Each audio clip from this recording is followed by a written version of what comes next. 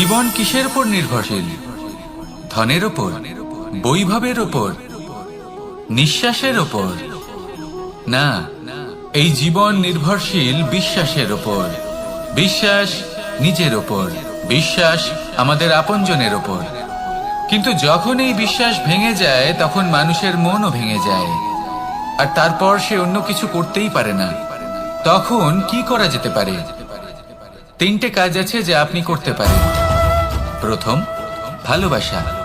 যাকে আপনি ভালোবাসেন, যারা আপনাকে ভালোবাসে, ভুল যারই হোক না কেন, তার কাছে ক্ষমা চাইতে কখনোই সংকোচ বোধ করবেন না। দ্বিতীয় হলো বিশ্বাস। যারা আপনাকে ভালোবাসেন, আপনাকে বিশ্বাস করেন, তাদের বিশ্বাস কখনো ভাঙবেন না। তৃতীয় হলো আশা। যারা আপনাকে ভালোবাসেন, আপনাকে বিশ্বাস করেন, তাদের আশা আপনার সাথে জড়িত। তাদের থেকে কখনো কিচ্ছু লুকোবেন না। এই তিনটে কাজ করুন, আর এই জীবন সুপ্রসন্ন হয়ে বলবে, রাধা রাধা। কোনো আপনি এটা ভেবে দেখেছেন যে এই বর্ষা, যা আমাদের মনকে উচ্ছ্বাসে ভরিয়ে তোলে, সে নিজে কতটা পরিশ্রম করার পরে আমাদের কাছে আসে? নদী হোক, সরোবর হোক, সমুদ্র হোক, তাকে সূর্যের তাপ সহ্য করতেই হয়। বাষ্প হয়ে আকাশে উড়ে যেতেই হয়। আকাশে গিয়ে কঠোর শীতলতার সম্মুখীন হতেই হয়। সেই ঠান্ডা সহ্য করতেই হয়। আর তারপর এই বর্ষা আমাদের গায়ে ঝরে পড়ে, কারোর তৃষ্ণা নিবারণ করে, আবার কাউকে আশ্বাস দিয়ে যায়। সেইভাবে জীবনে যদি আমাদের কোনো বড় কাজ করতে হয়, তাহলে আমাদের কঠোর এবং নিরন্তর পরিশ্রম করতেই হবে। আর যে ব্যক্তি এই পরিশ্রম করার পরেও, কোনো একটি নির্দিষ্ট স্থানে পৌঁছে যাবার পরেও বিনম্র থাকেন, সেই ব্যক্তি অমরত্ব লাভ করেন। তিনি হলেন সেই ব্যক্তি যাকে সমগ্র সংসার ভালোবাসেন। তাহলে সবসময় মনের মধ্যে বিনম্র ভাব বজায় রাখুন, আর আমার সাথে ভালোবেসে বলুন, রাধা রাধা। কোনো এক বস্ত্রে যদি ছোট্ট একটা ছিদ্র উৎপন্ন হয়, আর যদি আমরা তার দিকে নজর না দিই, তাহলে সময়ের সাথে সমগ্র বস্ত্র ছিঁড়ে যায় আর কোনো কাজে আসে না। যদি কোনো একটা নৌকাতে ছোট্ট একটা ছিদ্র উৎপন্ন হয়, তাহলে সময়ের সাথে পুরো নৌকাই জলে ডুবে যায়। লক্ষ্যের দিকে অগ্রসর হওয়ার সময় একটা ছোট্ট ভুল আপনি যদি করে ফেলেন, তাহলে আপনাকে তা লক্ষ্যের থেকে দূরে করে দিতে পারে। এমনটা এই সম্পর্কের সাথেও হয়ে থাকে। কোনো একটা ছোট্ট কথা, একটা ছোট্ট মনোমালিন্য যদি সম্পর্কে আসে এবং সেটা না মেটানো হয়, তাহলে সেই সমগ্র সম্পর্কটা, অনেক বড় বড় সম্পর্ক ভেঙে যেতে পারে। যদি আপনার সম্পর্কে ছোট্ট একটা ছিদ্র উৎপন্ন হয়, তাহলে প্রেমের সূচ আর স্নেহের সুতো দ্বারা সেলাই করে ফেলুন, যাতে আপনার এই সম্পর্ক অটুট থাকে এবং প্রেম দ্বারা পরিপূর্ণ থাকে। আসুন আমার সাথে ভালোবেসে বলুন, রাধা রাধা। যখন সূর্যের অত্যাধিক তাপের কারণে এই ধরিত্রী শুষ্ক হয়ে যায়, তখন প্রতিবিম্ব আমরা এইভাবে দেখতে পাই। আমরা কোথাও দূরে তাকালে আমাদের মনে হয় সেখানে জল রয়েছে। আমরা যখনই কাছে গিয়ে দেখি, তখন দেখি যে সেখানে জলই নেই। তারপর যেই আমরা পেছনে ফিরে তাকাই, আমরা দেখি যেখান থেকে আমরা এসেছি সেখানে জল পড়ে রয়েছে। এবার এই যে মরুতৃষ্ণা, তা কিন্তু শুধুই ভূমিতে নয়, আমাদের ভাবনা চিন্তার সাথেও এটাই হয়ে থাকে, অনেক সময় হয়ে থাকে। যে ব্যক্তি জল লাভ করার আশায় বসে থাকে, সে কখনোই জল লাভ করতে পারে না। কিন্তু যে ব্যক্তি জল লাভ করার আশায় নিরন্তর পরিশ্রম করতে থাকে, ঘাম ঝরায়, সেই ব্যক্তি কোনো মরুভূমিতেও জল লাভ অবশ্যই করে। জীবনে যদি আমরা বড় কিছু লাভ করতে চাই, তাহলে নিরন্তর পরিশ্রম করতেই হবে। পরিশ্রমের এই মনোভাব অত্যন্ত গুরুত্বপূর্ণ। এই মনোভাব আর দৃষ্টিভঙ্গি, এ হলো অন্তরের গুণ। রূপ এবং প্রসাধন, এগুলি হলো বাহ্যিক আবরণ। যে ব্যক্তি রূপের কারণে আপনাকে ভালোবাসে, তা প্রকৃত ভালোবাসা নয়। কিন্তু যে ব্যক্তি আপনার আবেগ এবং মানসিকতার জন্য আপনাকে ভালোবাসে, তাই হলো প্রকৃত ভালোবাসা। তাহলে এই কথাটা মনে রাখুন আর আমার সাথে ভালোবেসে বলুন, রাধা রাধা। সিংহকে বনের রাজা বলা হয়। অত্যন্ত শক্তিশালী হয় সে, তার পরিবারও খুব বড় হয়। কিন্তু যদি এমন হয় যে সিংহের পরিবারে নিজেদের মধ্যেই কলহ সৃষ্টি হয়, যদি তারা নিজেরাই লড়তে থাকে, তাহলে কি হবে? সিংহকে মেরে তার পরিবারকে মেরে ফেলে শেয়াল বনের রাজা হয়ে উঠবে। এবার এই কথা শুধুই সিংহের উপর প্রযোজ্য নয়, বরং প্রত্যেকটি ব্যক্তি, প্রত্যেক পরিবার, প্রত্যেক সম্প্রদায়, প্রত্যেক রাজ্যের উপর প্রযোজ্য হতে পারে। পরিবারে যদি মতভেদ বেড়ে যায়, তাহলে সেই পরিবার ভেঙে যেতে পারে। ইতিহাস এই বিষয়ের সাক্ষী। যদি সমাজের মানুষ নিজেদের মধ্যেই লড়তে থাকেন, তাহলে কেউ রাজা হতে পারেন না, বরং অন্য কেউ সেই কলহের সুযোগ নিয়ে নিজে রাজা হয়ে বসেন। একতার গুরুত্ব বুঝতে শিখুন। ঘুরে ফিরে বিষয়টা এসে দাঁড়াচ্ছে সেই ভালোবাসায়, কারণ ভালোবাসাই হলো সেই যা সকলকে একসাথে বেঁধে তাদের আনন্দে রাখতে পারে। প্রেমের থেকে বেশি শক্তিশালী আর কিছুই নেই। তাই এই প্রেমকে নিজের মনে জাগ্রত করুন, নিজের পরিবারে বর্ষণ করুন, সমাজে বর্ষণ করুন, রাজ্যে বর্ষণ করুন, আর এই ভালোবাসার সাথেই বলুন, রাধা রাধা। বর্ষা কখনো অনুভব করে দেখেছেন এই বর্ষা? আকাশ থেকে বর্ষার ফোঁটা ঝরে পড়ে, মিষ্টি ফোঁটা, শীতল ফোঁটা, মনকে পবিত্র করে তোলে, ধরিত্রীর তৃষ্ণা নিবারণ করে, আশপাশটা সবুজে ভরিয়ে তোলে। এবার এই রকম জল আমরা কুয়ো থেকেও পেতে পারি। যদি আমরা ভেবে দেখি যে বর্ষা এবং কুয়োর জলের মধ্যে পার্থক্য কি, তবে পার্থক্য আছে।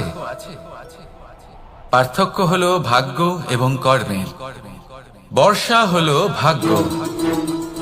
প্রকৃতির যখন ইচ্ছে হবে তখন বর্ষা হবে, কিন্তু কুয়ো আমরা এমনি এমনি পাই না।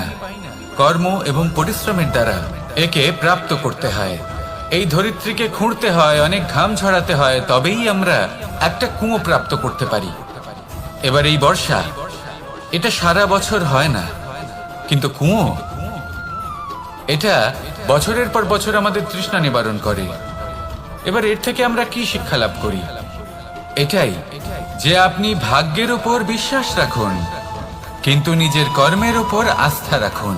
কারণ কর্ম এবং পরিশ্রম আপনাকে এই সংসারের যে কোনো শিখরে পৌঁছে দিতে পারে। তাহলে নিরন্তর প্রয়াস করুন, কর্ম করুন, আর আমার সাথে ভালোবেসে বলুন, রাধা রাধা। জীবনে সাফল্য এবং অসফলতা আপনার বল, আপনার শক্তির উপরে নির্ভরশীল নয়, আপনার মানসিকতার উপর নির্ভরশীল। যদি কোনো ব্যক্তি দৃঢ় নিশ্চয় করে নেয়, তাহলে সে কখনো হারে না। যদি কেউ হার মেনে নেয়, তাহলে সে কখনোই জিততে পারে না। শেষ পর্যন্ত কি হয়? এই ভাবনাই সত্য হয়ে সামনে চলে আসে, আর এই ভাবনাই পরবর্তীকালে ইতিহাস রচনা করে। সেই জন্য আপনি যদি চান আপনার নাম ইতিহাসে থাকুক, তাহলে দৃঢ় হতে শিখুন। ইতিবাচক ভাবনার সাথে, পরিশ্রমের সাথে এগিয়ে চলতে থাকুন। প্রতিস্পর্ধা গ্রহণ করুন আর শুধুই এগিয়ে যেতে থাকুন। সংসারে আপনি যে কোনো উচ্চতাতেই পৌঁছতে পারবেন, কারণ ইচ্ছে শক্তি আর ভালোবাসার চেয়ে বেশি শক্তিশালী আর কিছুই নেই। তাহলে আসুন আর আমার সাথে ভালোবেসে বলুন, রাধা রাধা। আজ আমি আপনাকে একটা ছোট্ট কাহিনী শোনাবো। একবার আমি, রাধা আর দাদা, আমরা তিনজনে মিলে লুকিয়ে একটা উপবনে গেলাম আম পেড়ে খেতে। অনেক পরিশ্রম করে আমরা ওখানে পৌঁছলাম, আর আমরা আশ্চর্যচকিত হয়ে গেলাম এটা দেখে যে এবার তো আম পাকেইনি। এবার দাদা কি করলেন, একটা আম পাড়লেন আর সেটা চাখলেন, আর উনি নিরাশ হয়ে পড়লেন। উনি বললেন যে এটা তো খুবই টক। তারপর রাধা একটা আম পাড়লো আর সেটা চেখে দেখলো, আর রাধা উৎসাহিত হয়ে পড়ল। আমি রাধাকে জিজ্ঞেস করলাম, কি হয়েছে, তুমি এত উৎসাহিত কেন? তখন রাধা বলল যে এবার এত বেশি টক আম হয়েছে যে এগুলো দিয়ে আমরা আচার বানাবো। তাহলে দাদা ওখান থেকে বেরিয়ে গেলেন নিরাশ হয়ে এবং খালি হাতে। রাধাও ওখান থেকে বেরিয়ে গেল কিন্তু উৎসাহিত হয়ে, আর অনেকগুলো কাঁচা আম সাথে নিয়ে। এর থেকে আমরা কি শিক্ষা পেতে পারি? যে প্রত্যেকটা স্থানে এমন কিছু রয়েছে যেখান থেকে আমরা কিছু একটা শিক্ষা লাভ করতে পারি, যা আমাদেরকে বিকাশের পথে নিয়ে যেতে পারে। এই শিক্ষা প্রত্যেক স্থানে আছে। সবকিছু আমাদের দৃষ্টিভঙ্গির উপর নির্ভর করছে। যখনই আমাদের জীবনে আমাদের সম্পর্কে কোনো সমস্যা, কোনো বিপদ আসে, তখন বেশিরভাগ মানুষ সেই বিষয় নিয়ে দুঃখী হয়ে পড়েন। আর কিছু মানুষ এমনও থাকেন যারা শেষ পর্যন্ত তার সমাধান করেন, বিপদকে পরাজিত করেন, সম্পর্কগুলিকে আবার জুড়ে দেন। যদি আপনি সুখের খোঁজ করেন তাহলে আপনি সুখ অবশ্যই পাবেন, প্রসন্নতা অবশ্যই পাবেন। যদি আপনি দুঃখ খোঁজেন তাহলে দুঃখ অবশ্যই পাবেন। এবার আপনি কি খুঁজতে চান সেই চয়ন আপনারই। আসুন আর আমার সাথে ভালোবেসে বলুন, রাধা রাধা। ইচ্ছে বড়ই বিচিত্র জিনিস। এই ইচ্ছে যদি তা পূর্ণ না হয় তাহলে তা ক্রোধকে জন্ম দেয়, যদি তা পূর্ণ হয় তাহলে লোভকে জন্ম দেয়, যদি সময়ের মধ্যে পূর্ণ না হয় তাহলে শোককে জন্ম দেয়, আর যদি সময়ের পূর্বেই পূর্ণ হয়ে যায় তাহলে অহংকারকে জন্ম দেয়। সকলের ইচ্ছে থাকে, আপনারও অবশ্যই থাকবে, তা অবশ্যই পূরণ করবেন। কিন্তু একটা কথা মনে রাখবেন, আপনার এই জীবন এটা কোনোভাবেই আপনার ইচ্ছে পূরণ করার মাধ্যম নয়। এ হলো ধৈর্য সাধনের এক মাধ্যম, নিয়ন্ত্রণ করার এক মাধ্যম। নিয়ন্ত্রণ নিজের কামনার ওপর, নিজের ইচ্ছের ওপর, নিজের আবেগের ওপর। কারণ ইচ্ছে এটা হলো সেই অশ্বের মতো যা একবার লাগাম ছাড়া হয়ে গেলে, আপনার হাত থেকে যদি এই লাগাম বেরিয়ে যায় তাহলে তা আপনাকে সোজা বিনাশের পথে নিয়ে যেতে পারে। কিন্তু যদি আপনি একে নিয়ন্ত্রণ করতে পারেন তাহলে এটা আপনাকে সাফল্যের শিখরে অবশ্যই পৌঁছে দিতে পারে। তাহলে ইচ্ছেগুলিকে নিয়ন্ত্রণ করুন আর আমার সাথে ভালোবেসে বলুন, রাধা রাধা। আমরা আনন্দ লাভের জন্য ভালোবাসি মা বাবাকে, ভাই বোনকে, পরিবার পরিজনকে, বন্ধুকে, প্রেমিকাকে। আমরা চাই যে সকলে যেন আপন হয়ে থাকেন, আমাদের কাছে থাকেন। কিন্তু মানুষের একটা প্রবৃত্তি আছে যে তিনি যা লাভ করে ফেলেন তার মূল্য তিনি বুঝতেই পারেন না। যদি আপনার বাড়ির কাছে একটা মিষ্টি জলের সরোবর থাকে বা সুন্দর নদী থাকে, তাহলে জলের গুরুত্বটা কি আপনি তা বুঝতেই পারবেন না। সেইখানে আপনি যদি কোনো একটা মরুভূমিতে যান, আপনি অনুভব করতে পারবেন যে এক একটা ফোঁটা জলের কি গুরুত্ব, তার মূল্য কি। সুখের মুহূর্তে যদি আপনজনদের মনে রাখেন তবে দুঃখের মুহূর্ত নিজে থেকেই দূরে সরে যাবে। ভালোবাসা এবং তার সাথে স্মরণ করা, এটাই তো হলো জীবনের এবং ভালোবাসার আসল মূল্য। আসুন আর আমার সাথে ভালোবেসে বলুন, রাধা রাধা। একটা জলের ফোঁটাকে ফোঁটা নামে সম্বোধন করা হয়। অনেক ফোঁটা একত্রিত হলে সাগরের রূপ ধারণ করে। শুধু একটা পাতাকে পাতা বলা হয়, অন্য অনেক পাতার সাথে একত্রিত হলে তা গ্রন্থের রূপ ধারণ করে। একটা মাত্র সুতো অন্য সুতোর সাথে মিলিত হলে বস্ত্রের রূপ ধারণ করে। অনেক সংখ্যক ইট একত্রিত হলে মহলের রূপ ধারণ করে। সৈন্যরা একত্রিত হলে সৈন্যদল তৈরি হতে পারে। এটা হলো শক্তি সংগঠনের, এটাই হলো শক্তি একতার। তা সে বনস্পতি হোক বা কোনো ব্যক্তিই হোক, কোনো মনোভাবই হোক, যদি একা থাকে তাহলে দুর্বল হয়ে পড়বে। যদি সংগঠিত থাকে তাহলে শক্তিও বাড়বে আর আপনাকে সামনে এগিয়েও নিয়ে যাবে। তাই এই একতায় বিশ্বাস রাখুন আর আমার সাথে ভালোবেসে বলুন, রাধা রাধা। দীপাবলি আমাদের সবথেকে বড় উৎসব।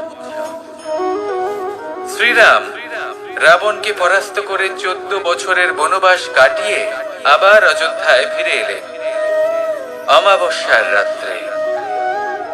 অযোধ্যায় সবাই খুব প্রসন্ন ছিলেন, খুবই উৎসাহিত ছিলেন। অযোধ্যায় সহস্র প্রদীপ প্রজ্বলিত করা হয়েছিল এই উৎসবে। একে আমরা দীপাবলি বলে থাকি। এবার এই বিষয়ে আমরা সকলে জানি। আপনি কি এটা জানেন যে শ্রীরাম বাস্তবে অমাবস্যার এক রাত আগেই অযোধ্যায় পৌঁছে গেছিলেন, সবার সামনে অমাবস্যার রাতে এসেছিলেন। এর কারণ কি? শ্রীরাম প্রমাণ করতে চেয়েছিলেন যে যে কোনো সময়, দিন হোক বা রাত, শুভ বা অশুভ হয় না। শুভ অশুভ কিছু থাকলে তা হলো মানুষের চিন্তা, তার ভাবনা, তার নির্বাচন আর তার কর্ম। নিজেই দেখে নিন, শ্রীরাম শুভ কাজ করে ফিরেছিলেন এবং অমাবস্যার মতো গভীর এক রাত্রিকেও দীপাবলিতে পরিবর্তিত করেছিলেন। এমনটাই যদি আমরা করতে পারি, তাহলে এমন কোন গৃহে যান যেখানে অসহায় ব্যক্তি রয়েছেন, যা অন্ধকারাচ্ছন্ন, আর সেখানে প্রকাশ প্রজ্বলিত করুন। প্রকাশ সহায়তা, প্রেরণা, আশা। যদি এমন কিছু আমরা করতে পারি, তাহলে তাকে প্রকৃত অর্থে দীপাবলি বলা যেতে পারে। তাহলে নিজের পরিবারের সাথে দীপাবলি পালন করুন। আপনাদের শুভেচ্ছা জানাই। আসুন আর আমার সাথে ভালোবেসে বলুন, রাধা রাধা। ব্যাপারটা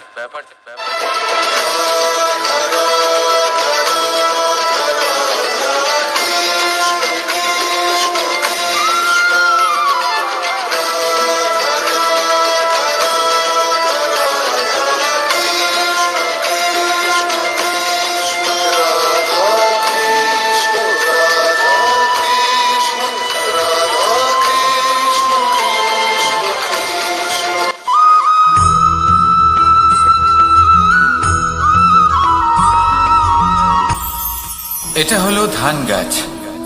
এর থেকে যে চাল উৎপন্ন হয় তা মানুষ গ্রহণ করেন। আর এটা কি? এ হলো জংলি ঘাস।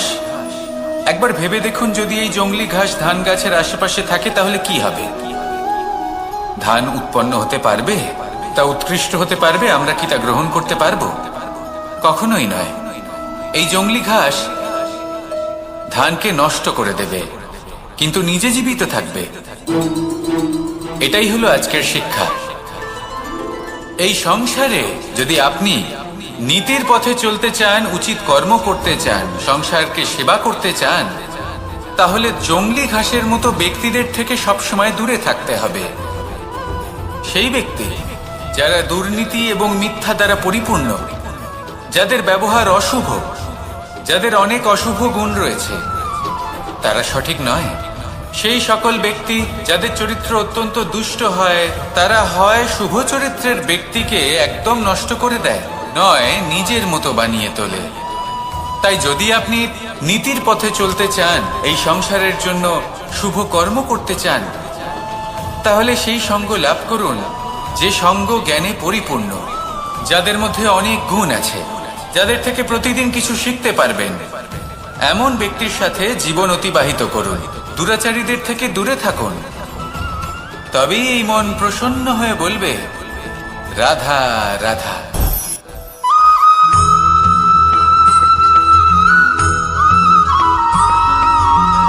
মানুষের মানসিকতা এমন হয় যে সে যতটা করে আশা করে যে তার থেকে অনেক বেশি তার বদলে সে পাবে। দেখুন, সবকিছুই আপনার ভাবনা চিন্তার উপর নির্ভর করছে। আপনি যদি ফলের বিষয়ে ভেবে কর্ম করতে থাকেন, তাহলে সেটা অনুচিত। জীবনের আসল আনন্দ হলো নিজের কর্ম করতে থাকা, ফলের চিন্তা করা উচিত নয়। যদি আপনি এরকম ভাবেন যে আমি এতটা করছি, আমার এতটা পাওয়া উচিত, সেই ভাবনা অনুচিত। যদি আপনি সেবার মানসিকতা নিয়ে কর্ম করতে থাকেন, কর্মচক্রে প্রবাহিত হন, যদি আপনি এমন ভাবনা রাখেন যে আমি এতটা পাচ্ছি, তাই এর থেকে অনেক বেশি আমি কর্ম করব, তাহলে নিশ্চিত রূপে আপনি যতটা করছেন তার থেকে অনেক বেশি আপনি পাবেন। আপনার আশার থেকে অনেক বেশি আপনি পাবেন। শুধু জীবনে অনেক বেশি কাজ করতে থাকুন, ফলের চিন্তা করবেন না। আর মনে রাখবেন, এই ভাবনাই সব থেকে বড় বীজ। কর্মের উপর বিশ্বাস রাখুন। জীবনে যা যা আপনি চান সবই সুখময় হবে। আসুন আর আমার সাথে ভালোবেসে বলুন, রাধা রাধা।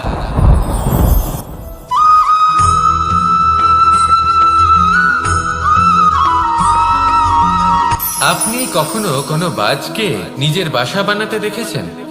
এই বাজ যখনই কোনো বাসা বানায় তখন উঁচু গাছের ডালে বা কোনো পর্বতের শিখরে বাসা বানায়, অনেক উচ্চতায়। আর সেখানে তার সন্তানও জন্মগ্রহণ করে।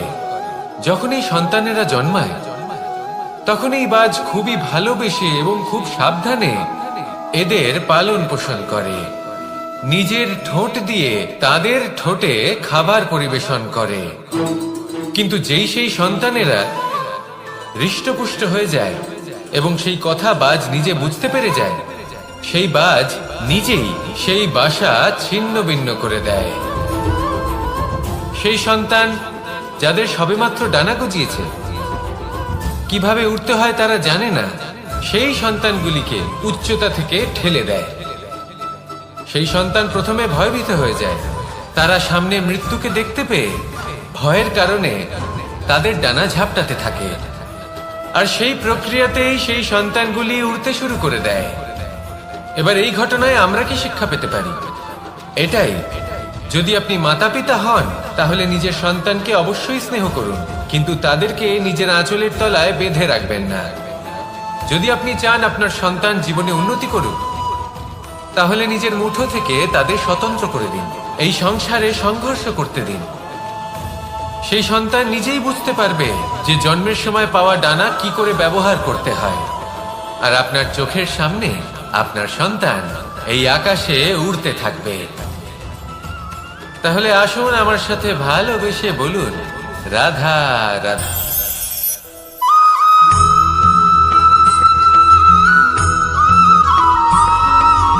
বসন্ত ঋতু, এই সময় মন আনন্দে ভরে থাকে। এমন মনে হয় যেন আমরা আকাশে বিচরণ করতে চলে যাই, কিন্তু সেটা তো সম্ভব নয়। সেই জন্য হয়তো আমরা ঘুড়ি ওড়াই, এই ঘুড়িকে নিজেদের প্রতিরূপ মনে করে। এবার অনেক মানুষ আছেন যারা ঘুড়ি ওড়ান, কিন্তু এই কর্মের সারমর্ম কি সেটা কজন বুঝতে পারেন?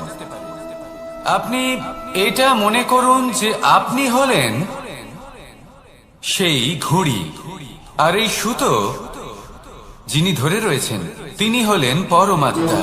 আর এই সুতো যেখান থেকে শুরু হয় সেই লাটাই হলো আমাদের কর্মচক্র। এবার আপনি নিজেই অনুমান করুন যে এই উড়ান কার ওপর নির্ভরশীল?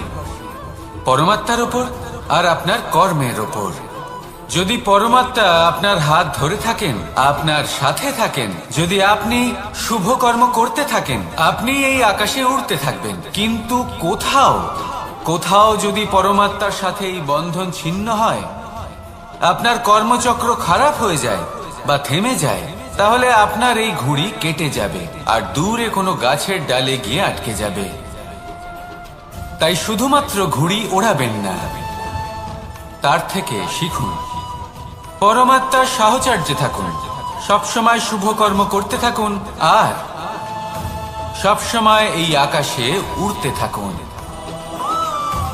আসুন আর আমার সাথে ভালোবেসে বলুন, রাধা।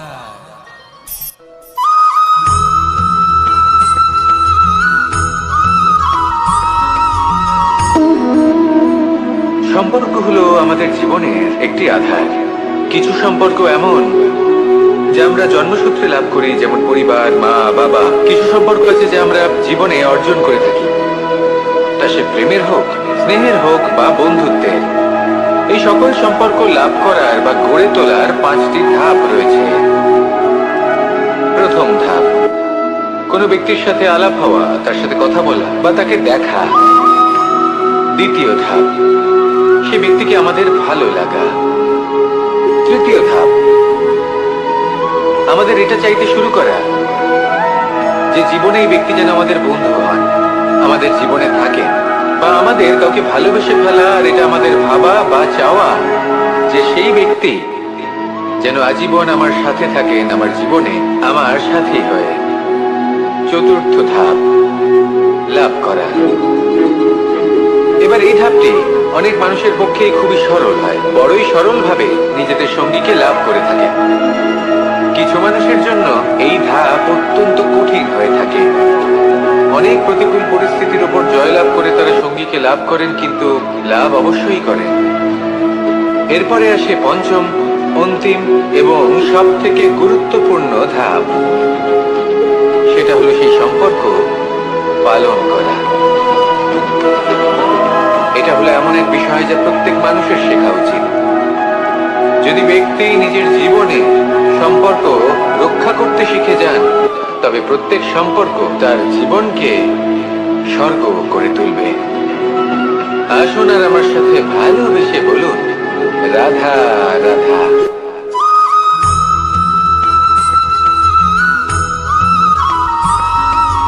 জীবনে যখন কোনো ব্যক্তি নিজের লক্ষ্য প্রাপ্তির জন্য নিরন্তর পরিশ্রম করতে থাকেন, চেষ্টা করতে থাকেন, তখন তিনি কষ্ট অনুভব করেন। কখনো শারীরিক কষ্ট, কখনো মানসিক কষ্ট। এবার উনি এটা ভাবতে থাকেন যে আমি কি উচিত করছি নাকি অনুচিত করছি। কারণ অন্যদিকে এমন একজন ব্যক্তিও আছেন যিনি একদমই পরিশ্রম চেষ্টা করছেন না। তিনি মদিরা পান করেন, বিলাসিতায় জীবন কাটান, অলস প্রকৃতির হয়ে ওঠেন, নিদ্রাতে বিলীন হয়ে থাকেন আর ভাবেন যে তিনি সুখ লাভ করছেন। কিন্তু এরকম কেন হয়? কারণ যখন আমরা সৎ পথে থাকি, উচিত পথে চলি, লক্ষ্য প্রাপ্ত করার জন্য চেষ্টা করতে থাকি, তখন আমাদের ভেতরে থাকা নেতিবাচক শক্তি এবং পাপ এই দেহকে ত্যাগ করে দেয়। আর এই অনুভূতিটাই আমাদের দুঃখের অনুভূতি দেয়, কষ্ট দেয়। এবার সেখানে যদি আমরা কুপথে চলি, অনুচিত পথে চলতে থাকি, তাহলে আমাদের ভেতরে থাকা পুণ্য এবং ধনাত্মক শক্তি আমাদের দেহ ত্যাগ করে দেয়। আর এই অনুভূতির কারণেই আমরা সুখ অনুভব করি। কিন্তু কখনো ভাববেন যে এই সুখ বেশি সময় পর্যন্ত থাকে না। সেই জন্য সবসময় মনে রাখবেন, যদি আপনি জানেন যে এটাই আপনার লক্ষ্য, এটাই উচিত পথ, শুভ পথ, তাতে নিরন্তরভাবে এগিয়ে যেতে চেষ্টা করতে থাকুন। এই কষ্ট আপনাকে সুখের পরাকাষ্ঠায় কখন পৌঁছে দেবে তা আপনি জানতেই পারবেন না। আসুন আমার সাথে ভালোবেসে বলুন, রাধা রাধা।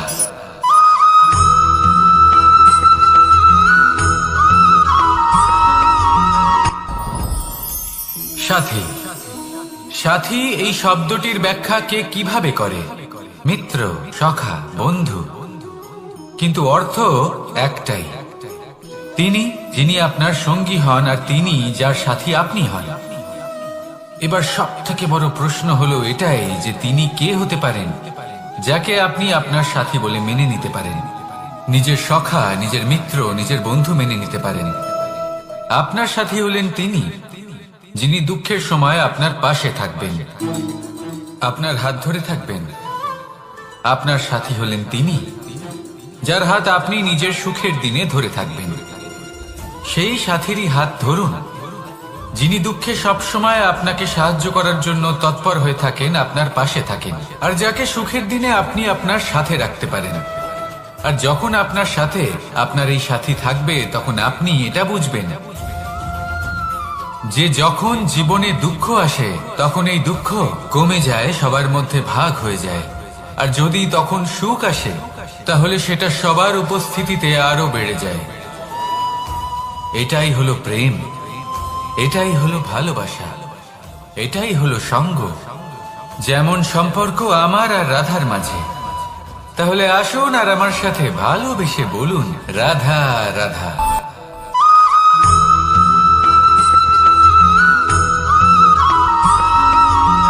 এই সংসারে প্রত্যেক মানুষ এটাই চান যে তিনি যেন ধনবান হন, আর্থিক অবস্থা তার ভালো থাকে, ওনার বাড়িতে লক্ষ্মীর আগমন হয়। কিন্তু সেটা হবে কি করে, সেটাই হলো প্রশ্ন। কেউ বলেন যে যদি পরিশ্রম করো তাহলে ধন অর্জন সম্ভব, কেউ বলেন যে যদি বিদ্যা লাভ হয় তবেই ধন অর্জন সম্ভব, কেউ বলেন যে যদি বলশালী হও তবেই সম্পন্ন থাকবে। ভালো কথা, যদি তাই হয়ে থাকে, তবে দিনমজুর সারা দিন পরিশ্রম করেন, তিনি কেন ধনী হন না? অনেকজন বিদ্বান মানুষ আছেন এই সংসারে, তারা কেন ধনবান হন না? অনেক সংখ্যক বলশালী ব্যক্তি আছেন, তাদের কাছে ধন নেই কেন? তাদের কেন ধনের অভাব হয়? আবার এমনও কিছু মানুষ আছেন যারা পরিশ্রম করেন, তারা দিনমজুর, কিন্তু তারা ধন অর্জন করতে পারেন। কিছু বিদ্বান ব্যক্তি আছেন যাদের কাছে অধিক মাত্রায় ধন রয়েছে। কয়েকজন বলশালী ব্যক্তি রয়েছেন যাদের কাছে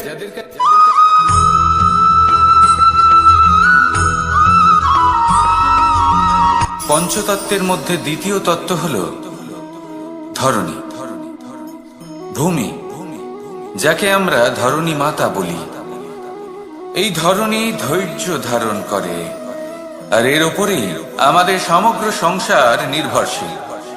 কারণ এই ভূমি সহ্য ক্ষমতা রাখে, এর সহ্য ক্ষমতা হলো অপরিসীম। সন্তান যতই আঘাত প্রদান করুক না কেন, প্রেম পূর্বক সহ্য করে, আর তার বদলে অমূল্য রত্ন প্রদান করে। সন্তান যদি হাল চালায়, তাহলে তার বদলে তাকে অন্ন প্রদান করে। এটাই হলো ধরণী। এবার এর থেকে আমরা কি শিক্ষা পেতে পারি? এটাই যে কারোর জন্য কিছু করা বা কাউকে কিছু দেওয়া মনে কোনো কামনা ছাড়াই। আর এই কথাটা বুঝে যান, যদি কারোর জন্য কামনা না রেখে বা কোনো পাওয়ার আশা না রেখে কারোর জন্য কিছু করেন বা কারোকে কিছু দেন, যদি এটা আপনি শিখতে পারেন, তবে আপনি ভালোবাসতে শিখে গেছেন। আর সেই জন্যই এই ধরিত্রীকে মাতা বলা হয়। কারণ মাতা শুধু উনি নন যিনি গর্ভে সন্তানকে ধারণ করেন, মাতা তো উনিও যিনি জীবন বাঁচতে শেখান, যিনি জীবন বাঁচার উদাহরণ প্রদান করেন। তাহলে ধরণীর থেকে এই নিঃস্বার্থ ভাব শিখুন, নিঃস্বার্থ ভালোবাসা শিখুন, আর এই ভালোবাসার সাথেই বলুন রাধা রাধা।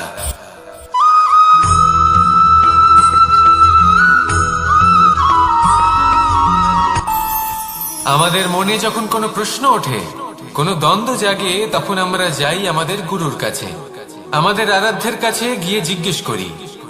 এইভাবেই একদিন আমি পৌঁছলাম আমার আরাধ্যের কাছে, আমার মহাদেবের কাছে, আর ওনাকে প্রশ্ন করলাম যে মহাদেব, জীবনে আনন্দ পাওয়ার, উৎসব পালনের, প্রেম ভাগ করে নেবার, জীবনকে উপভোগ করে নেওয়ার সর্বশ্রেষ্ঠ সময় কোনটা? মহাদেব হাসলেন আর উনি বললেন, জীবনে উৎসব পালনের সব থেকে শ্রেষ্ঠ দিন হলো মৃত্যুর ঠিক আগের দিনটা। প্রেম ভাগ করে নেওয়ার সব থেকে শ্রেষ্ঠ মুহূর্ত হলো মৃত্যুর ঠিক আগের মুহূর্ত। জীবনকে উপভোগ করে নেওয়ার সর্বশ্রেষ্ঠ প্রহর হলো মৃত্যুর এক প্রহর পূর্বে। তখন আমি চমকে গেলাম। আমি বললাম, কিন্তু মহাদেব, মৃত্যু তো অনিশ্চিত, আমরা জানিও না কবে আমাদের মৃত্যু হবে। মহাদেব আবার হাসলেন। উনি বললেন যে যদি আমরা এভাবে জীবন কাটাই যে আমরা জীবনের প্রত্যেক দিন, প্রত্যেক মুহূর্ত, প্রত্যেক প্রহর শেষ বলে মনে করি, তাহলে আমাদের সমস্ত জীবন আনন্দের সাথেই অতিবাহিত হবে। কি বলেন?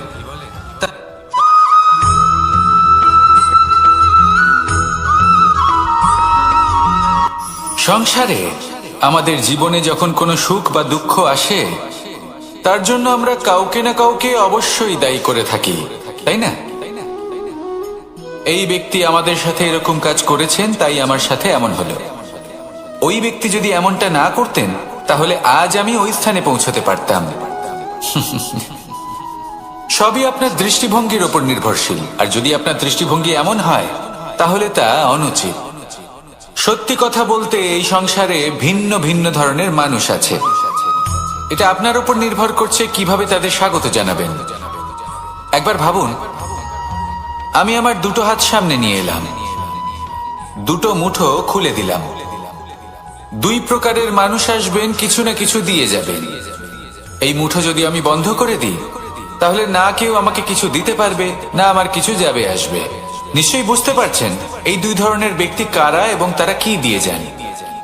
আমি যদি নিজের মুঠো খুলে দিই, তাহলে কিছু ভালো মানুষ আসবেন, আমাকে আনন্দ, সন্তুষ্টি, জ্ঞান প্রদান করে যাবেন, ভালো অভিজ্ঞতা দিয়ে যাবেন। কোনো খারাপ ব্যক্তি যদি আসেন, তাহলে তিনিও খারাপ অভিজ্ঞতা দেবেন, যার থেকে আমি শিক্ষা লাভ করব। এই সব কিছু আমি লাভ করতে পারি। মুঠো যদি বন্ধ করে রাখি, তাহলে আমি কিছুই পাবো না। দেখুন, এই সংসারে প্রত্যেকের জীবনে এরকম, প্রত্যেকের জীবনে সবকিছুই আছে, ভালো খারাপ দুই মানুষই আছে, ভালো অভিজ্ঞতা আছে, খারাপ অভিজ্ঞতা আছে। নির্ভর করছে আপনার উপর যে আপনি কি করবেন, এনাদের স্বাগত কিভাবে জানাবেন, কার থেকে কি বুঝবেন, কি শিখতে পারবেন, আর কোন দৃষ্টিভঙ্গি নিয়ে অগ্রসর হবেন। এটাই নির্ধারণ করবে যে আপনার জীবন কেমন হবে। আসুন আমার সাথে ভালোবেসে বলুন, রাধা রাধা।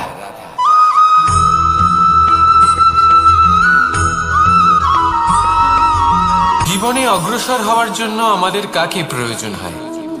মাতা পিতা, বন্ধু, প্রেম, সাহায্য, অর্থ, পরিশ্রম, আশা।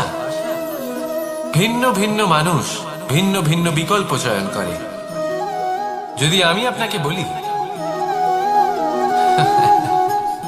তাহলে জয় আর পরাজয়ের মন্ত্র দুটো শব্দের উপর নির্ভর করে, মেনে নেওয়া আর দৃঢ় হওয়া। যদি মেনে নেন তাহলে হেরে যাবেন, যদি দৃঢ় হন তাহলে নিশ্চিত রূপে জয়ী হবেন।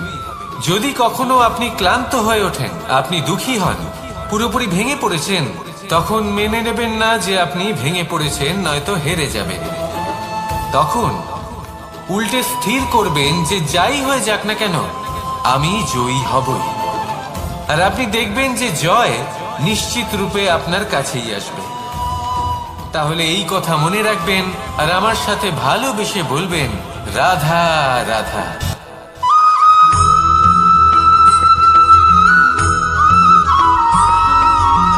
ভালো, শুধু ওনাদের কঠোর ব্যবহার দেখলে আমরা একটু ভয় পেয়ে যাই।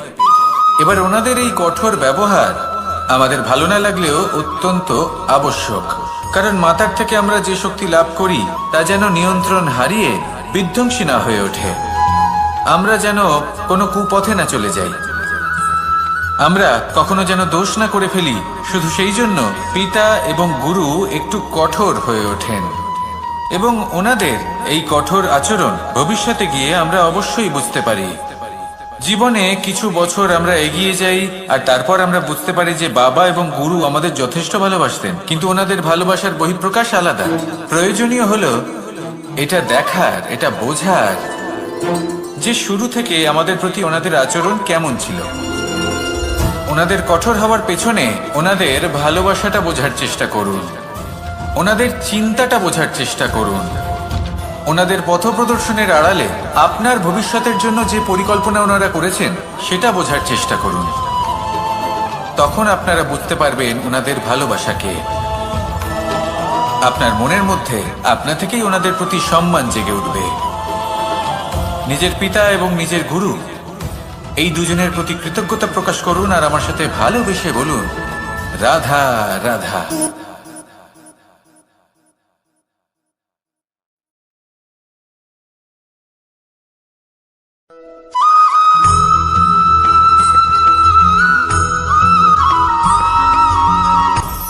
আপনি কখনো পর্বতের শিখরে উঠেছেন? আপনি দেখতে পাবেন পর্বতের পদতলে প্রচুর সুন্দর ফুল রয়েছে, সবুজ বনানী রয়েছে। যত আপনি উপরে উঠতে থাকবেন তত ফুল কমতে থাকবে, সবুজ বনানী কমতে থাকবে। আরো কিছুটা উপরে উঠলে কাঁটা জাতীয় গাছ দেখতে পাবেন, শুকনো গাছ দেখতে পাবেন। আরো যদি উপরে ওঠেন তাহলে পাষাণ দেখতে পাবেন। আরো উপরে উঠলে হিমখণ্ড দেখতে পাবেন। এই যে পর্বত, তা মনুষ্য জীবনের সব থেকে উত্তম উদাহরণ। মানুষ যখন সাফল্যের শিখরে পৌঁছতে চান, মহানুভবতার শিখরে পৌঁছতে চান, পথে যত আস্তে আস্তে উপরে উঠতে থাকেন ততই ভৌতিক বস্তু তার থেকে বিচ্ছিন্ন হতে থাকে। যদি তিনি সেই ভৌতিক বস্তুগুলি ত্যাগ না করতে পারেন তাহলে কখনোই সেই স্থানে পৌঁছতে পারবেন না। আর মানুষ যদি উচিত ত্যাগ করতে পারেন, পথে অগ্রসর হতে থাকেন, এগোতে থাকেন, তাহলে একদিন না একদিন তিনি মহানুভবতার, জ্ঞানের, সাফল্যের হিমের স্বাদ অবশ্যই লাভ করবেন। মনে রাখবেন, মানব জীবনে ত্যাগ হলো অত্যন্ত গুরুত্বপূর্ণ অংশ। আসুন আমার সাথে ভালোবেসে বলুন, রাধা রাধা।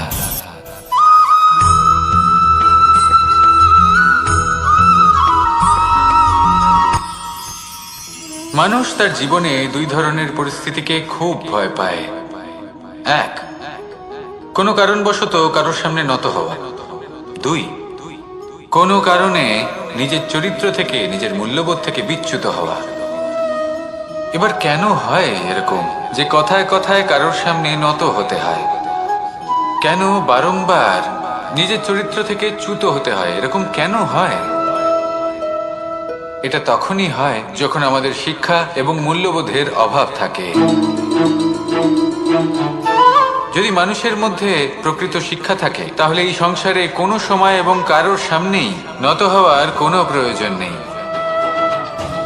যদি মানুষের মধ্যে মূল্যবোধ থাকে, তাহলে তাকে নিজের মূল্যবোধ বা চরিত্র থেকে বিচ্যুত হতে হয় না, তা সে যাই হয়ে যাক না কেন। কোনো বালককে যদি জন্ম থেকেই সুশিক্ষার অধিকারী করা হয়, শিক্ষিত করা হয়, মূল্যবোধের অধিকারী করা হয়, তবে সে এই সংসারে এমন কর্ম করবে যাতে সে নিজেকে, নিজের পরিবারকে, সমগ্র সমাজকে গর্বিত করতে পারে। শিক্ষা লাভ করুন, মূল্যবোধ লাভ করুন এবং আমার সাথে ভালোবেসে বলুন, রাধা রাধা।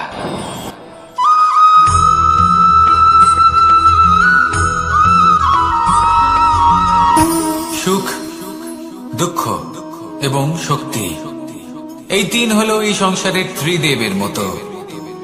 আমাদের জীবনে যা কিছু ঘটছে এই 3টির ভিত্তির উপরেই হচ্ছে। আসলে এই সংসারের একটা নিয়ম আছে, যখনই আপনি কিছু লাভ করেন, এই সংসার আপনার পরীক্ষা নেয়। এটা জানার জন্য আপনার পরীক্ষা নেয় যে আপনি যা কিছুই লাভ করেছেন, আপনি কি আদৌ সেটার যোগ্য কিনা। ঠিক সেইভাবেই এই সুখ, দুঃখ এবং শক্তি আপনার পরীক্ষা নিয়ে থাকে। যখন সুখ আসে তখন সে আপনার পরীক্ষা নেয় যে আপনার মধ্যে অহংবোধ জাগ্রত হয়নি তো। যদি অহংবোধ চলে আসে তাহলে সুখ সেখানেই সঙ্গ ত্যাগ করে।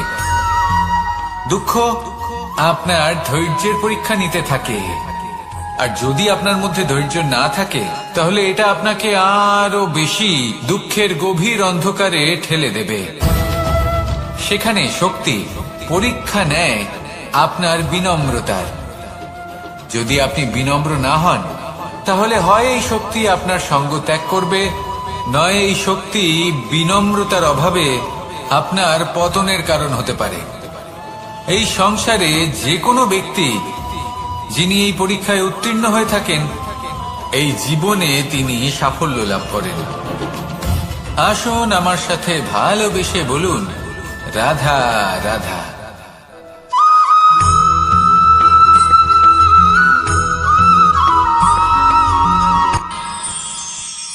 আমরা সবাই সূর্যকে সম্মান কেন করি? কারণ আমরা জানি যে সন্ধেবেলা যখন সূর্যাস্ত হবে তখন শুধুমাত্র অন্ধকার বাকি থাকবে। ঠিক কিছুটা এরকমই হয় আমাদের মাতা পিতাও, যিনি আমাদের জন্ম দেন, আমাদের ভরণ পোষণ করেন, আমাদের বড় করেন, আমাদের প্রেম প্রদান করেন। কখনো কখনো তাদের মুখ থেকে কটু কথা নিঃসৃত হয়, আমাদের দুঃখ হয়, কিন্তু তখন আমাদের এটা বোঝা উচিত এগুলি নিঃসৃত হচ্ছে আমাদেরই মঙ্গলের জন্য। যেমন সূর্যদেব, উনিও উত্তাপ দিয়ে থাকেন আমাদেরই মঙ্গলের জন্য, যাতে ফসল পাকতে পারে, যাতে জল বাষ্প হয়ে মেঘ হতে পারে, বৃষ্টি হতে পারে, আর এই সংসারে নিরন্তর জলের প্রবাহ থাকে।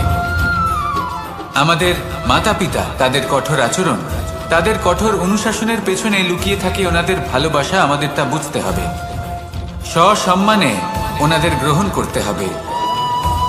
কারণ ঠিক সূর্যাস্তের পরে যেমন চতুর্দিক অন্ধকারচ্ছন্ন হয়ে যায়, তেমনি আমাদের জীবন থেকে যখন আমাদের মাতা পিতা চলে যায়, তখন আমাদের জীবনেও শুধু এবং শুধুমাত্র অন্ধকারই ছেয়ে থাকে। সেই জন্য নিজের মাতা পিতাকে সম্মান করুন, ওনাদের ভালোবাসা প্রদান করুন। এই মন আর এই জীবন প্রসন্ন হয়ে বলবে, রাধা রাধা।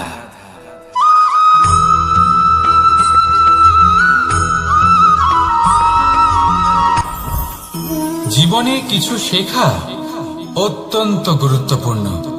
এবার কি কি শিখতে হবে সেই সব শেখানোর জন্য অনেক শিক্ষক রয়েছেন, কিন্তু কি শিখবেন না আর কি করবেন না এটা আমাদের নিজের অভিজ্ঞতা দিয়ে শিখতে হয়, কিন্তু তার মানে এটা নয় যে যদি আপনাকে শিখতে হয় যে আগুনের তাপ কতটা, আপনাকে আগুনের মধ্যে হাত দিতে হবে। না, অন্য কারোর অভিজ্ঞতা দ্বারাও শিখতে পারেন। প্রশ্ন শুধুমাত্র একটাই যে আপনি কি শিখতে চান নাকি চান না। যদি আপনি এটাই ভাবেন যে আমি শুধুই নিজের অভিজ্ঞতা দ্বারাই শিখতে চাই, তাহলে জীবনকাল ছোট মনে হবে, অনেক কিছুই শিখতে পারবেন না। তাই নিজের সাথে সাথে বড়দের অভিজ্ঞতার দ্বারাও শেখা শুরু করে দিন। এই সংসারের অভিজ্ঞতা দ্বারা শিখতে শুরু করে দিন। আর এটা নিশ্চিত রূপে শেখা আবশ্যক যে কখন কি করবেন না, কোথায় থামতে হবে আর কোথায় থামবেন না। তাহলে আসুন আর আমার সাথে ভালোবেসে বলুন, রাধা রাধা।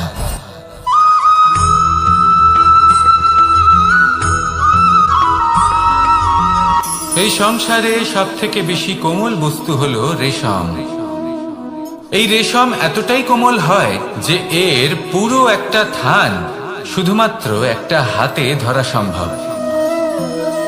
কখনো ভেবে দেখেছেন এই রেশম কিভাবে হয়? একটি কীট তার লালার দ্বারা উৎপন্ন হয়। এই কীট সেই রেশমকে পাক দিতে থাকে, পাক দিতেই থাকে আর আস্তে আস্তে তার মধ্যেই জড়িয়ে পড়ে।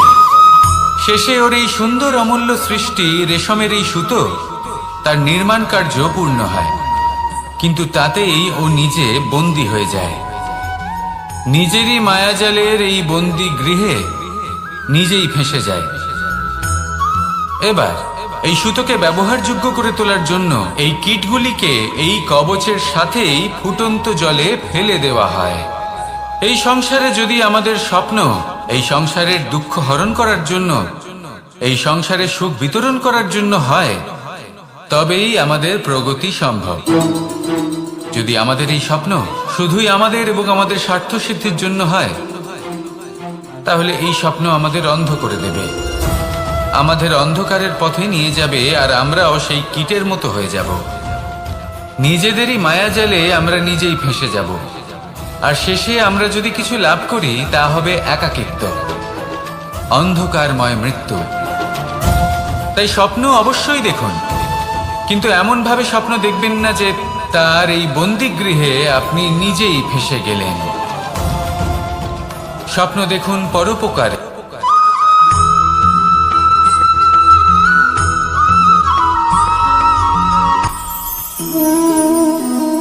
শক্তি এক অত্যন্ত বিচিত্র বস্তু, বা বলতে পারেন অনুভূতি। পিতা সবসময় চান যেন তিনি তার শক্তি পুত্রকে। আসুন আপনাকে সহজে বোঝাই।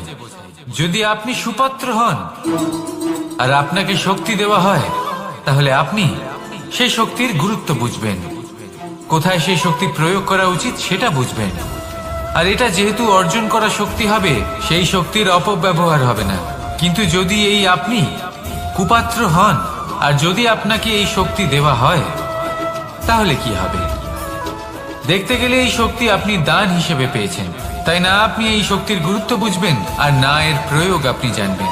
তার অপব্যবহার হওয়া সুনিশ্চিত। তাই যদি আপনি কোনো শক্তি অর্জন করতে চান, তাহলে আগে তার যোগ্য হয়ে উঠুন, পুত্র নয় পাত্র হয়ে উঠুন। আর আমার সাথে ভালোবেসে বলুন, রাধা রাধা।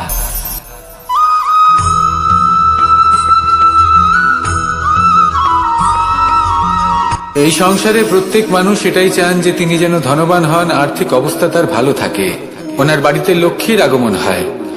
কিন্তু সেটা হবে কি করে, সেটাই হলো প্রশ্ন। কেউ বলেন যে যদি পরিশ্রম করো তাহলে ধন অর্জন সম্ভব, কেউ বলেন যে যদি বিদ্যা লাভ হয় তবেই ধন অর্জন সম্ভব, কেউ বলেন যে যদি বলশালী হও তবেই সম্পন্ন থাকবে। ভালো কথা, যদি তাই হয়ে থাকে, তবে দিনমজুর সারা দিন পরিশ্রম করেন, তিনি কেন ধনী হন না? অনেকজন বিদ্বান মানুষ আছেন এই সংসারে, তারা কেন ধনবান হন না? অনেক সংখ্যক বলশালী ব্যক্তি আছেন, তাদের কাছে ধন নেই কেন? তাদের কেন ধনের অভাব হয়? আবার এমনও কিছু মানুষ আছেন যারা পরিশ্রম করেন, তারা দিনমজুর, কিন্তু তারা ধন অর্জন করতে পারেন। কিছু বিদ্বান ব্যক্তি আছেন যাদের কাছে অধিক মাত্রায় ধন রয়েছে। কয়েকজন বলশালী ব্যক্তি রয়েছেন যাদের কাছে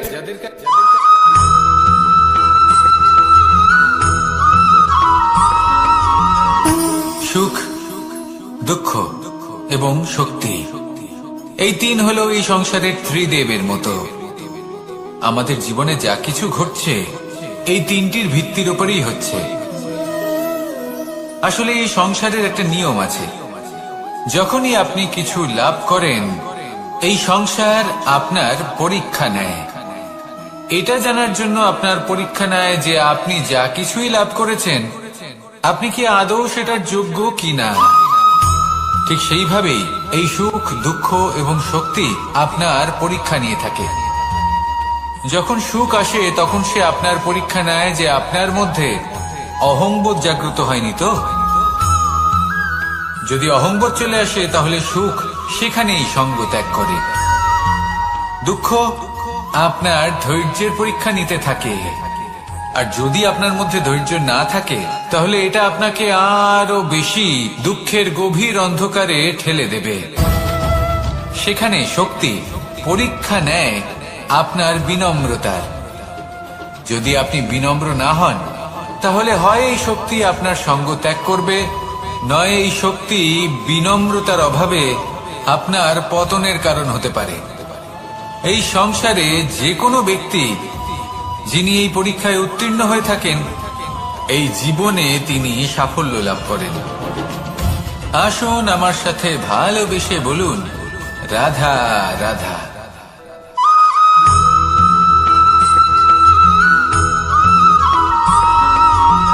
পঞ্চতত্ত্বের মধ্যে দ্বিতীয় তত্ত্ব হল ধরণী, ভূমি, যাকে আমরা ধরণী মাতা বলি। এই ধরণী ধৈর্য ধারণ করে, আর এর উপরেই আমাদের সমগ্র সংসার নির্ভরশীল। কারণ এই ভূমি সহ্য ক্ষমতা রাখে, এর সহ্য ক্ষমতা হলো অপরিসীম। সন্তান যতই আঘাত প্রদান করুক না কেন প্রেম পূর্বক সহ্য করে, আর তার বদলে অমূল্য রত্ন প্রদান করে। সন্তান যদি হাল চালায় তাহলে তার বদলে তাকে অন্ন প্রদান করে। এটাই হলো ধরণী। এবার এর থেকে আমরা কি শিক্ষা পেতে পারি? এটাই যে কারোর জন্য কিছু করা বা কাউকে কিছু দেওয়া মনে কোনো কামনা ছাড়াই। আর এই কথাটা বুঝে যান, যদি কারোর জন্য কামনা না রেখে বা কোনো পাওয়ার আশা না রেখে কারোর জন্য কিছু করেন বা কারোকে কিছু দেন, যদি এটা আপনি শিখতে পারেন তবে আপনি ভালোবাসতে শিখে গেছেন। আর সেই জন্যই এই ধরিত্রীকে মাতা বলা হয়। কারণ মাতা শুধু উনি নন যিনি গর্ভে সন্তানকে ধারণ করেন, মাতা তো উনিও যিনি জীবন বাঁচতে শেখান, যিনি জীবন বাঁচার উদাহরণ প্রদান করেন। তাহলে ধরণীর থেকে এই নিঃস্বার্থ ভাব শিখুন, নিঃস্বার্থ ভালোবাসা শিখুন, আর এই ভালোবাসার সাথেই বলুন, রাধা রাধা।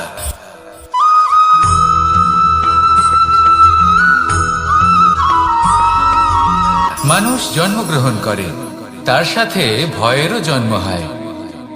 ছোটবেলা থেকেই আমাদের মনে কোনো না কোনো প্রকারের ভয় থেকেই যায়।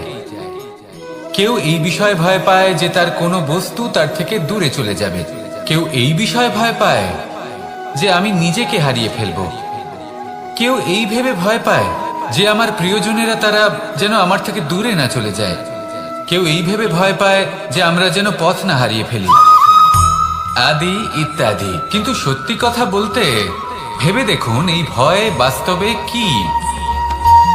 শুধুই একটা মনস্থিতি, আর কিছুই নয়। যা কিছু আপনি জীবনে পেয়েছেন তা একদিন আপনাকে হারাতে হবে। এই জীবন হলো আপনারই, কিন্তু তাও একদিন সমাপ্ত হবে। তাই ভয় পেয়ে কি লাভ? এই ভয় শুধু আপনাকে জীবন যাপন করা থেকে বাধা দিচ্ছে, আর কিচ্ছু নয়।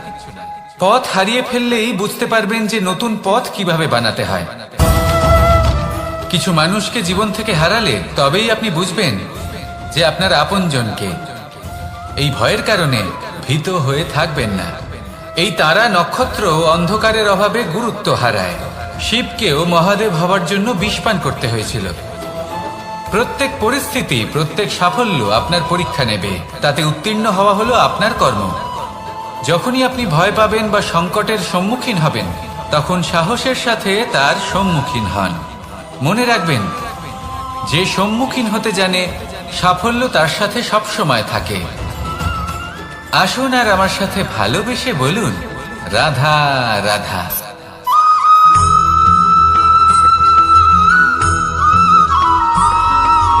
জীবনে অগ্রসর হওয়ার জন্য আমাদের কাকে প্রয়োজন হয়? মাতা পিতা, বন্ধু, প্রেম, সাহায্য, অর্থ, পরিশ্রম, আশা। ভিন্ন ভিন্ন মানুষ ভিন্ন ভিন্ন বিকল্প চয়ন করে। যদি আমি আপনাকে বলি,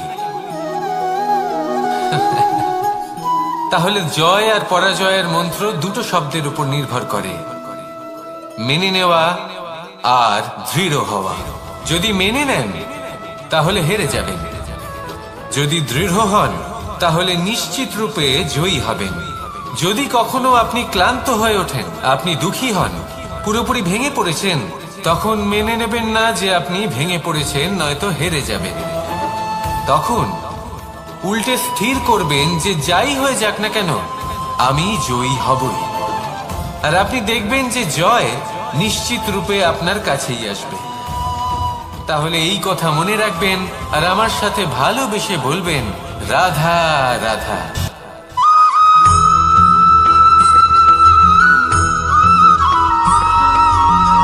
এই সংসারে কোনো বস্তু হোক বা ব্যক্তি হোক, তার একার গুরুত্ব কিন্তু খুব বেশি নয়। একটা উদাহরণ হিসেবে বৃষ্টির ফোঁটাকে ভেবে দেখুন। যদি একটি বৃষ্টির ফোঁটা হয়, তাহলে তার খুব বেশি গুরুত্ব থাকে না। কিন্তু যখন সহস্র বৃষ্টির ফোঁটা মেঘের মধ্যে দিয়ে ঝরে পড়ে, তখন সেটা বর্ষার রূপ ধারণ করে। সেই বর্ষা যাই প্রকৃতিকে শান্ত করে। সেইভাবেই পাথরের ছোট টুকরো, তার খুব বেশি গুরুত্ব থাকে না। কিন্তু যখন অসংখ্য পাথরের টুকরো একত্রিত হয়, তখন তা পর্বতের আকার ধারণ করে। সেইভাবেই কিছু মানুষ যখন একত্রিত হন, তখন তৈরি হয় পরিবার। কিছু পরিবার যখন একত্রিত হয়, তখন তৈরি হয় সমাজ। যখন অনেক সংখ্যক সমাজ একত্রিত হয়, তখন তৈরি হয় রাজ্য।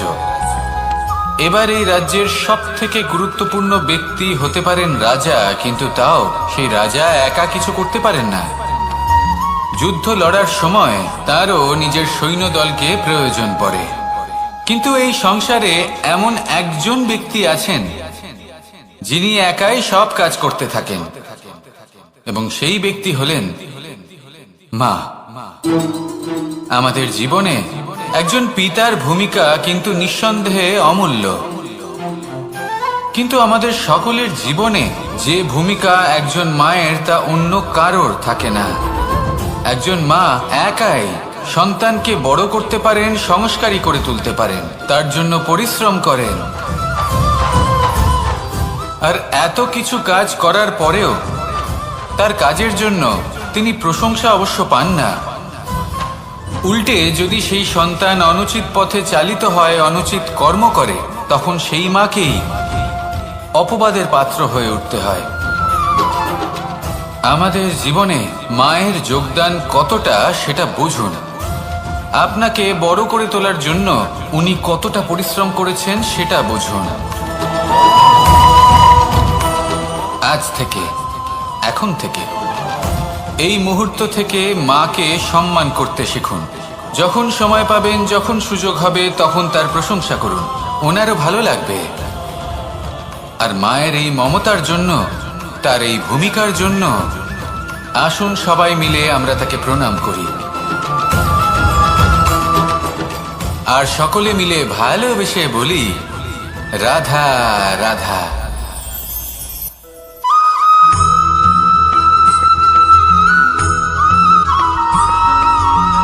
এই সংসারের সব থেকে গুরুত্বপূর্ণ তত্ত্ব কোনটা? প্রথম হলো সময়। জন্ম থেকে মৃত্যু পর্যন্ত এই যে সময়, এটাই তো হলো জীবন। দ্বিতীয় হলো জীবন, যাতে আমরা সময়ের সদ্ব্যবহার করি, শ্রেষ্ঠ থেকে শ্রেষ্ঠতর কাজ করার চেষ্টা করি। বহু বছরের এই পরম্পরা, এই সংস্কৃতিকে এগিয়ে নিয়ে যাওয়ার চেষ্টা করি। এই সংসারে আমরা অংশগ্রহণ করতে চেষ্টা করি। তৃতীয় হলো ধন, সেই ধন যা প্রত্যেক ব্যক্তি অর্জন করতে চেষ্টা করেন। এবার এই তিনটি তত্ত্বের মধ্যে একটা সামঞ্জস্য আছে, সমান ব্যাপার আছে। সে ধনই হোক বা সময় হোক বা হোক জীবন। আর সেই সমান ব্যাপার হলো যে যদি আপনি এটা গণনা করতে থাকেন তাহলে তা কমতে থাকে, যদি আপনি এটা ব্যবহার করেন তাহলে তা বাড়তে থাকে। একে সংগঠিত করে রাখতে চেষ্টা করলে এ হাত থেকে ফসকে যায়, কিন্তু যদি আপনি একে সামলে রাখতে শিখে যান তাহলে এমন কাজ করবেন যাতে সংসারের সাথে সাথে পরবর্তী প্রজন্ম লাভবান হবে। যদি কিছু শিখতে চান তাহলে সামলাতে শিখুন, গণনা করা বা সংগঠিত করা নয়। আসুন আর আমার সাথে ভালোবেসে বলুন, রাধা রাধা।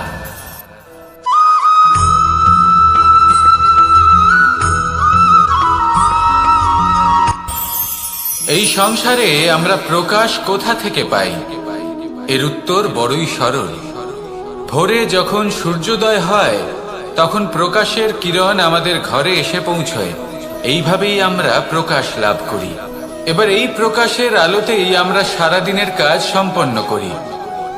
সন্ধে হয়ে যায়, সূর্যাস্ত হয়ে যায়, আর আমাদের ঘর যাতে অন্ধকার না হয় তার জন্য আমরা একটা প্রদীপ প্রজ্বলিত করি। এটাই ঘটে আমাদের জীবনেও। এবার প্রবাহমান আয়ুর সাথে আমরা আমাদের অন্তরে যদি একটা প্রদীপ প্রজ্বলিত করে নিই তাহলে বিষয়টাই অন্যরকম হবে। এবার আপনি বলবেন কোন প্রকাশের কথা বলছি যা আমাদের অন্তরে জাগ্রত করা সম্ভব? আমাদের আত্মার মাঝে প্রেমের প্রকাশ জাগ্রত করার কথা বলছি। কারণ আমাদের এই জীবন এও হলো দিনের আলোর মতো। আজ প্রকাশ আছে, কিন্তু কোনোদিন অবশ্যই অস্ত হবে। কিন্তু অস্ত হবার আগে যদি আমরা আমাদের আত্মার মাঝে প্রেমের এই প্রকাশ উজ্জ্বলিত করে নিই তাহলে আমাদের সন্ধ্যাকালও আমরা আনন্দে এবং প্রেমে যাপন করব। তাহলে আসুন আর আমার সাথে ভালোবেসে বলুন, রাধা রাধা।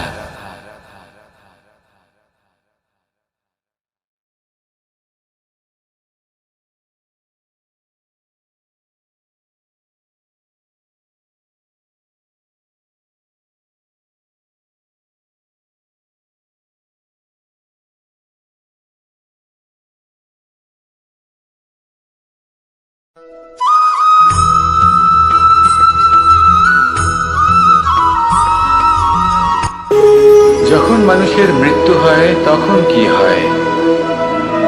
অনেক সংখ্যক মানুষ শোক পালন করতে চলে আসেন। যে ব্যক্তি মৃত্যু লাভ করেছেন তার অনেক বস্তু থাকে যেগুলো তার প্রিয়, যেগুলো তিনি ব্যবহার করেছেন। তার শয্যা, তার বস্ত্র, তার আভূষণ সবকিছু তার থেকে বিচ্ছিন্ন করা হয় এবং খালি হাতে তাকে শ্মশানের উদ্দেশ্যে রওনা করা হয়। আমি আপনাকে এই প্রশ্ন করতে চাই, আপনি এই সংসারে কি অর্জন করেছেন? ধন, সম্পত্তি, বস্ত্র, আভূষণ, এই সব কিছু যে আপনি অর্জন করেছেন আপনার মৃত্যুর পরে তা আপনার থেকে দূর হয়ে যাবে। এর উত্তর হলো একটাই, আপনার কর্ম। শুধু সেটাই আছে যা একান্ত আপনার, আর শুধু সেটাই এই সংসার থেকে চলে যাওয়ার পরেও সংসারেই জীবিত থাকবে। যদি আপনি দুষ্কর্ম করেন তাহলে এই সংসার আপনাকে একটি অনুচিত উদাহরণ হিসেবে মনে রাখবে যে এই ব্যক্তি খুব পাপী ছিল, অনুচিত কর্ম করতেন। যে পথে তিনি চলেছেন সেই পথে কারোর চলা উচিত নয়। সেখানেই যদি আপনি সৎকর্ম করেন তাহলে সংসার চিরকাল এটাই বলবে যে খুব ভালো মানুষ ছিলেন, সবাইকে ভালোবাসতেন, সবাইকে সাহায্য করতেন, আমার খুব প্রিয় মানুষ ছিলেন। এটাই হলো শ্রেষ্ঠ কর্ম। সেই জন্য জীবনে শুধুমাত্র ধন, সম্পত্তি, আভূষণ এই সব অর্জন করতে গিয়ে নিজের মনোনিবেশ করবেন না। শ্রেষ্ঠ কর্ম করুন। সংসার থেকে চলে যাওয়ার পরেও এই কর্মই এই সংসারে আপনাকে জীবিত রাখবে।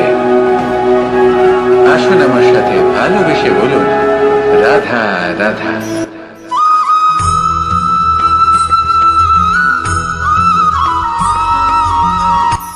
এই সংসারে সাফল্য লাভ করার জন্য জ্ঞানের প্রয়োজন হয়, পরিশ্রমের প্রয়োজন হয়, দৃঢ় নিষ্ঠার প্রয়োজন হয়, নিরন্তর চেষ্টা করা প্রয়োজনীয়। কিন্তু আরো কিছু আছে যা অত্যন্ত প্রয়োজনীয় এবং গুরুত্বপূর্ণ। তা হলো ভালো বন্ধু। তাদের থাকা অত্যন্ত প্রয়োজনীয়। যদি ভালো বন্ধু থাকে তাহলে সময় এলে তারা ঢাল হয়ে আপনাকে সুরক্ষা করবেন। সময় এলে অস্ত্রের মতো শত্রুকে সংহারও করবেন। যদি তিনি জ্ঞানী হন, তাদের মধ্যে সদ্গুণ থাকে, তাহলে এই সব গুণ আপনার মধ্যেও প্রবেশ করবে। তাহলে সাফল্যের জন্য ভালো বন্ধু পাওয়া অত্যন্ত প্রয়োজনীয়। কিন্তু শুধু বন্ধু কেন, ভালো শত্রুও থাকা প্রয়োজনীয়। এবার আপনি ভাববেন, আমি কি বললাম? যদি আপনার জীবনেও ভালো অর্থাৎ শক্তিশালী শত্রু থাকে, তাহলে আপনিও শক্তিশালী হতে থাকবেন। এই শত্রু আপনাকে প্রেরিত করবে আরো বেশি শক্তিশালী হয়ে ওঠার। কখনো কোনো হরিণকে দেখুন, তীব্র গতিতে দৌড়তে থাকে। কেন তীব্র গতিতে দৌড়য়? এই কারণে নয় যে কোথাও তার জন্য মধুর ঘাস অপেক্ষা করে রয়েছে, না। সে এই কারণে তীব্র গতিতে দৌড়য় কারণ সেটা না করলে তার পেছনে একটি সিংহ আছে যে ওকে নিজের ভোজন করে ফেলবে। তাই জীবনে বিপদ, সংকট, এই সবকিছুও হলো অত্যন্ত গুরুত্বপূর্ণ। তার সম্মুখীন হতে শিখুন আর আমার সাথে ভালোবেসে বলুন, রাধা রাধা।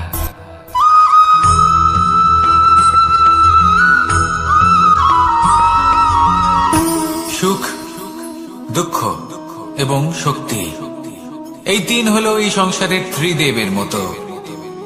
আমাদের জীবনে যা কিছু ঘটছে এই তিনটির ভিত্তির উপরেই হচ্ছে। আসলে এই সংসারের একটা নিয়ম আছে। যখনই আপনি কিছু লাভ করেন, এই সংসার আপনার পরীক্ষা নেয়। এটা জানার জন্য আপনার পরীক্ষা নেয় যে আপনি যা কিছুই লাভ করেছেন, আপনি কি আদৌ সেটার যোগ্য কিনা। ঠিক সেইভাবেই এই সুখ, দুঃখ এবং শক্তি আপনার পরীক্ষা নিয়ে থাকে। যখন সুখ আসে তখন সে আপনার পরীক্ষা নেয় যে আপনার মধ্যে অহংবোধ জাগ্রত হয়নি তো। যদি অহংবোধ চলে আসে তাহলে সুখ সেখানেই সঙ্গ ত্যাগ করে। দুঃখ আপনার ধৈর্যের পরীক্ষা নিতে থাকে। আর যদি আপনার মধ্যে ধৈর্য না থাকে তাহলে এটা আপনাকে আরো বেশি দুঃখের গভীর অন্ধকারে ঠেলে দেবে।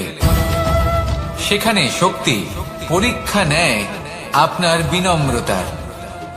যদি আপনি বিনম্র না হন তাহলে হয় এই শক্তি আপনার সঙ্গ ত্যাগ করবে, নয় এই শক্তি বিনম্রতার অভাবে আপনার পতনের কারণ হতে পারে। এই সংসারে যে কোনো ব্যক্তি যিনি এই পরীক্ষায় উত্তীর্ণ হয়ে থাকেন, এই জীবনে তিনি সাফল্য লাভ করেন। আসুন আমার সাথে ভালোবেসে বলুন, রাধা রাধা।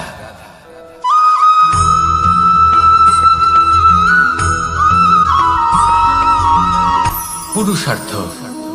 শাস্ত্রে 4 ধরনের পুরুষার্থের কথা বলা হয়েছে। প্রথম হলো ধর্ম। আপনি কি জানেন এই ধর্ম আসলে কি?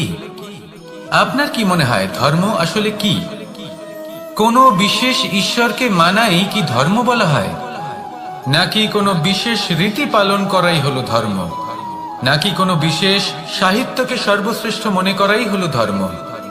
না, ধর্ম হলো সেটা যাকে ধারণ করা যেতে পারে। আর ধারণ শুধু সেটাই করা যায় যা পবিত্র।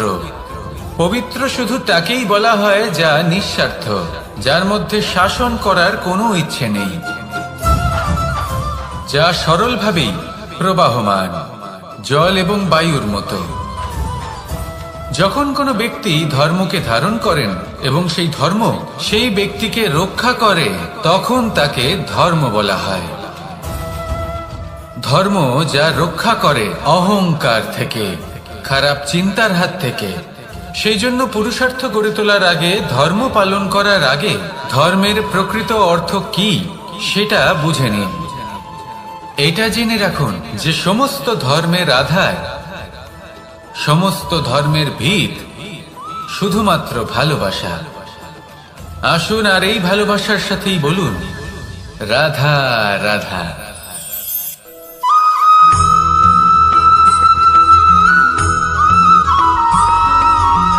এই সংসারে সব থেকে বেশি কোমল বস্তু হলো রেশম। এই রেশম এতটাই কোমল হয় যে এর পুরো একটা থান শুধুমাত্র একটা হাতে ধরা সম্ভব। কখনো ভেবে দেখেছেন এই রেশম কিভাবে হয়? একটি কীট তার লালার দ্বারা উৎপন্ন হয়। এই কীট সেই রেশমকে পাক দিতে থাকে, পাক দিতেই থাকে আর আস্তে আস্তে তার মধ্যেই জড়িয়ে পড়ে। শেষে ওর এই সুন্দর অমূল্য সৃষ্টি রেশমের এই সুতো তার নির্মাণ কার্য পূর্ণ হয়, কিন্তু তাতেই ও নিজে বন্দী হয়ে যায়। নিজেরই মায়াজালের এই বন্দী গৃহে নিজেই ফেঁসে যায়। এবার এই সুতোকে ব্যবহারযোগ্য করে তোলার জন্য এই কীটগুলিকে এই কবচের সাথেই ফুটন্ত জলে ফেলে দেওয়া হয়।